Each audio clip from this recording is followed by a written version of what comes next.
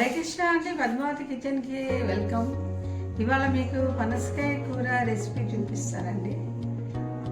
చాలా బాగుంటుంది. ఇది చాలా బలవర్ధకమైనటువంటి మంచి ఎనర్జెటిక్ ఫుడ్ అండి. ఇది అది ఎలా చేయాలో దానికి కావాల్సిన వెంట చూపిస్తాను.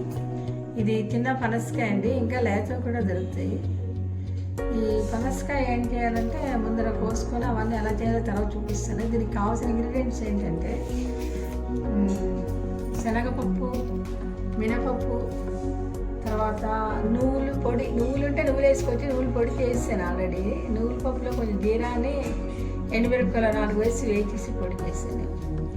తర్వాత ఎండుమిరపకాయలు, పచ్చిమిరపకాయలు, అల్లం, కొంచెం లాస్ట్లో కరివేపాకు, ఆవాలు, తర్వాత చౌచౌకి 2 గింజలు మెంతులు వేస్తాం అంటే అవి మాత్రం వేస్తాం. తర్వాత లాస్ట్లోని చిట్టొడియాలు అంటాం కదా, ఇవి మినపప్పు వడియాలు, ఇవి వేసి వేస్తే బాగుంటాయి. చింతపండు అది కొంచెం జ్యూస్ తీసి వేసుకోవాలండి. ఇప్పుడు అది ఎలా కోయాలో చూపిస్తానండి. పనసకాయ కత్తిపీటతో కోసుకోవచ్చు, లేకపోతే చాకుతో కూడా కోసుకోవచ్చు అండి. ఇది కోసేటప్పుడు ఏంటంటే దీనిని లేటెక్స్ అంటారు కదా, పాలు అనేవి వస్తుంటాయి కదా, అది రావడం వల్ల మనకి పనసకాయ కోసేటప్పుడు కొంచెం ఇబ్బంది వేస్తుంది కదా. అందుకే ఏం చేయాలంటే చేతికి కొంచెం నూనె రాసుకోవాలి, కత్తికి కొంచెం నూనె రాసుకోవాలి.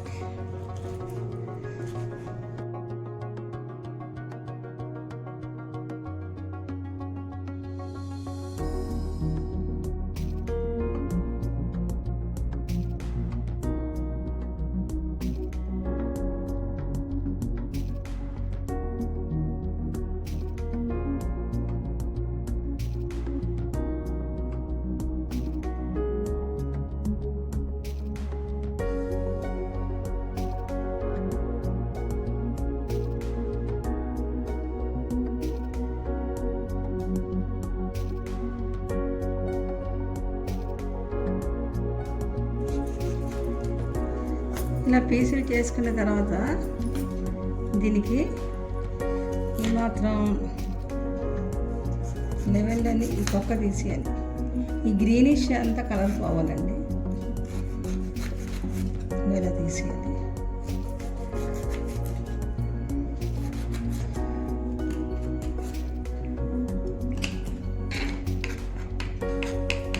చిన్న చిన్న పీసులు తరిగేసుకోవాలి.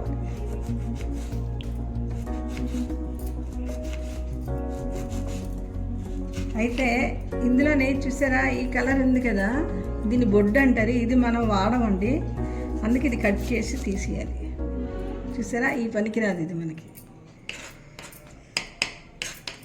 తీసేసిన తర్వాత ఇవన్నీ చిన్న చిన్న ముక్కలు తరిగేసుకొని ఇది మిక్సీలో వేసుకొని తిప్పుతామండి. చిన్న పొట్టులాగా వస్తుంది. మనం కత్తితో పూర్వం కొట్టుకునేవాళ్ళం కదా, అలా పొట్టు చేస్తాం అన్నమాట.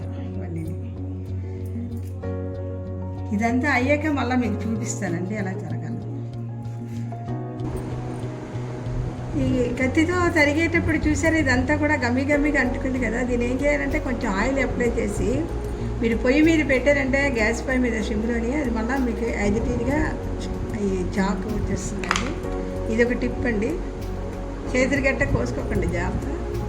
చేతికి ఏదైనా అంటుకుంది అనుకోండి, అప్పుడు మనం ఏం చేయాలంటే ఒక చుక్క ఆయిల్ అప్లై చేసి ఈ డెటాల్ ఏదో వేసుకు కడిగించుకుంటే వచ్చేస్తుంది. లేదా ఒకవేళ మీకు ఇంకా ఏమైనా బ్లాక్ మచ్చల్లాగా ఉన్నాయంటే కొంచెం మజ్జిగ వేసి రాసుకుంటే కూడా మళ్ళీ మీ హ్యాండ్స్ యాజిటీగా వస్తాయి.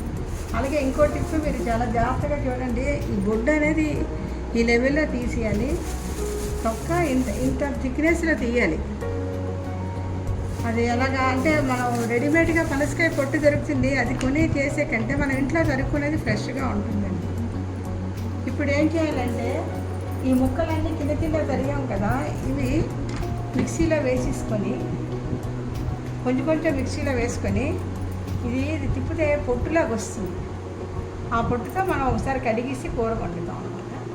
ఈ కూర దీనికి పేరు ఏంటంటే ఆవపుల్ల కూర అంటారండి. ఇది పులిహోర కూర కూడా అంటారు.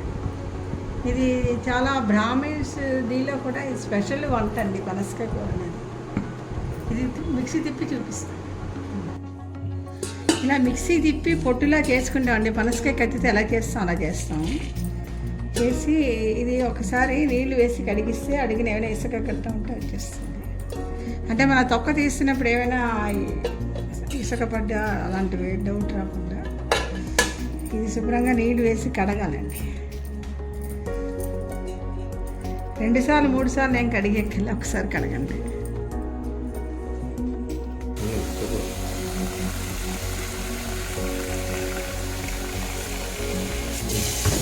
ఇక ఇలా నీళ్ళు వేసిస్తూ ఉంటాం. ఒకసారి నీళ్ళు వేసేసిన తర్వాత ఇలా కింద మీద ఒకసారి కలిపేసి ఒక జల్లీలని వేసుకుంటాం.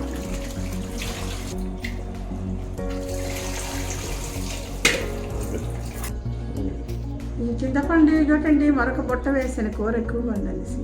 ఇక ఏమాత్రం చింతపండు జ్యూస్ వేస్తాము.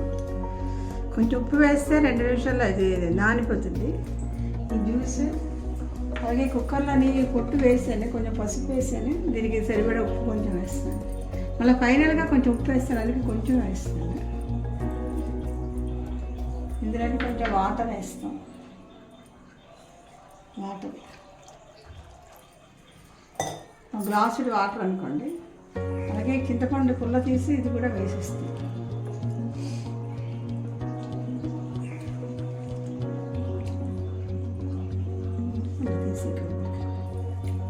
కొంచెం చింతపండు మగ్గు వేస్తాను.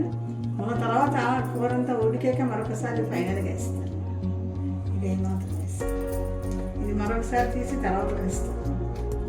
ఒక 2 అరుపులు అరిపించేయాలండి. విజిల్ పెట్టేసి 2 అరుపులు అరిపించాలి. అంటే ఆ పనసగా తరగడమే మీకు టైం కానీ మిగతా వాళ్ళు ఈజీ. కుక్కర్ వెలిగించి 2 అరుపులు వచ్చే వరకు ఉండాలి. ఇక ఒక 2 చెంచాలు ఆవాలు వేస్తానండి.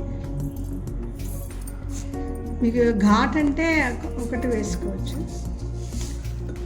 అలాగే కొంచెం నూనెపొడి చేసుకొని ఉంచుకున్నాను కదా, నూనెపప్పు, జీరా, 2 ఎండుమిరపకాయలు వేసాను.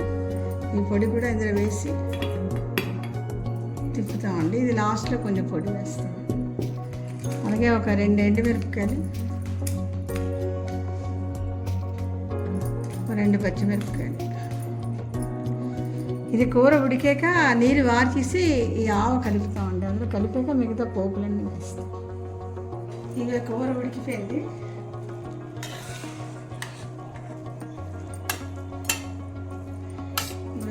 ఇలా ఉంటుంది దీన్ని. ఇప్పుడు దీనికి ఏంటంటే నీరు అంతా తీపిస్తాం, వడకట్టిస్తాం.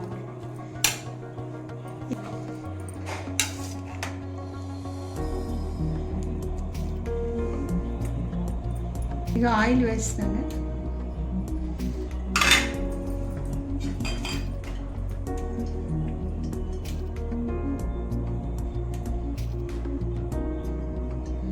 ఒక 3 చెంచాలు, పెద్ద చెంచాలండి ఆ మాత్రం ఆయిల్ వేసిన తర్వాత ఇందులోని కొంచెం మినపప్పు, బొద్ద వేసుకోండి. నేను వేస్తాను 2 చెంచాలు, 3 చెంచాలు వేస్తాను. తర్వాత ఒక 3 స్పూన్స్ శనగపప్పు, తర్వాత కొంచెం ఆవాలు, ఇవే మాత్రం ఆవాలు. తర్వాత మెంతి గింజలు 2 ఇవే మాత్రం వేస్తున్నారు, ఎక్కువ వేయట్లేదు, చౌచౌకి వేస్తున్నారు. తర్వాత ఎండుమిరపకాయలు, ఆల్రెడీ ఆవుల రుబ్బాం కాబట్టి కారం ఎక్కువ వేసుకోవచ్చు. ఇది ఒక 3 వేస్తాను, లేదా 2 అయినా చాలు. 2 మిరపకాయలు వేస్తాను.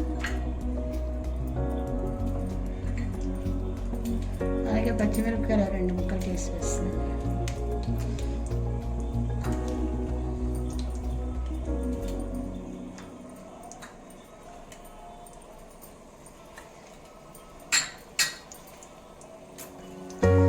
కొంచెం జీరా వేస్తాను. అల్లం కొంచెం గ్రేటెడ్ చేసేస్తాను.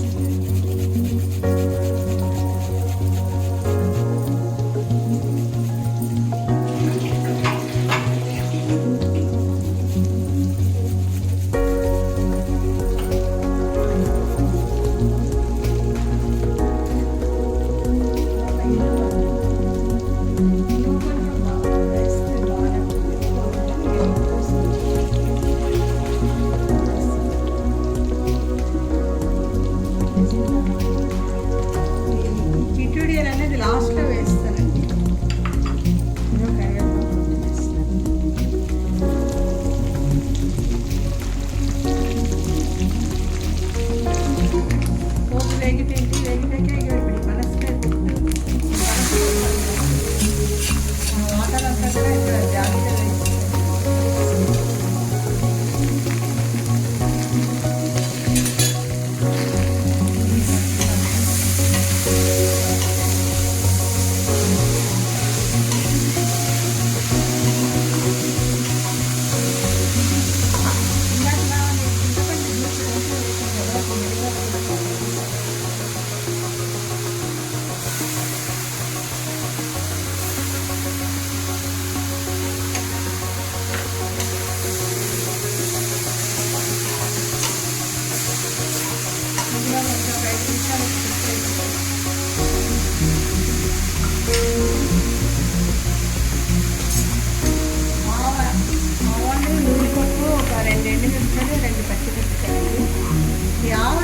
వేసి వేడి చేస్తాను. కొంతమంది ఇది పచ్చిది అలా కనిపిస్తారండి.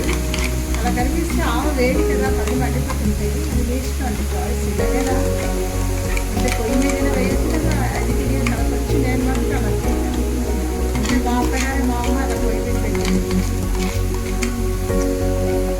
వేడి కళ్ళు అంటిపోతే అలా అది తిరిగి పచ్చిది అలా కనిపిస్తుంది. ఆవు వేసి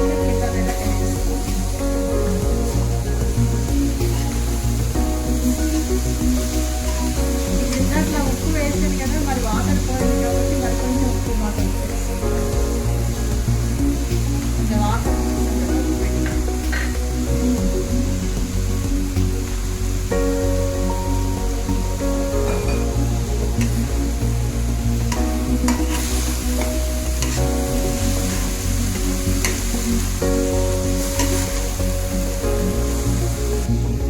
మూత ఒక 2 నిమిషాలు పెట్టిస్తే అది కొంచెం కుక్కగా తీసి ఇక వడియాలు వేస్తానండి.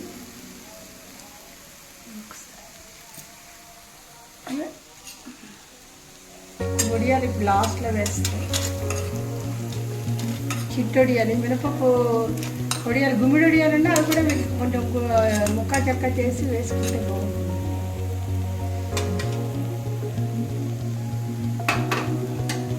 నూనె పొడి ఇందాక కొంచెం వేసాను కదా, ఉన్నది వేసిస్తాను.